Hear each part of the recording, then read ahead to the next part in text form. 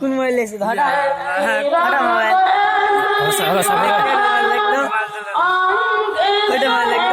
এখন দেখতো এখন দেখ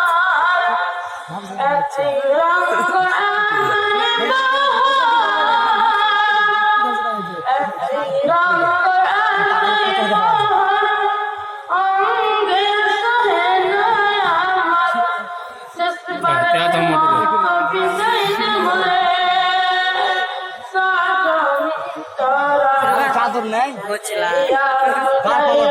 মুজফর হয়েছিলাম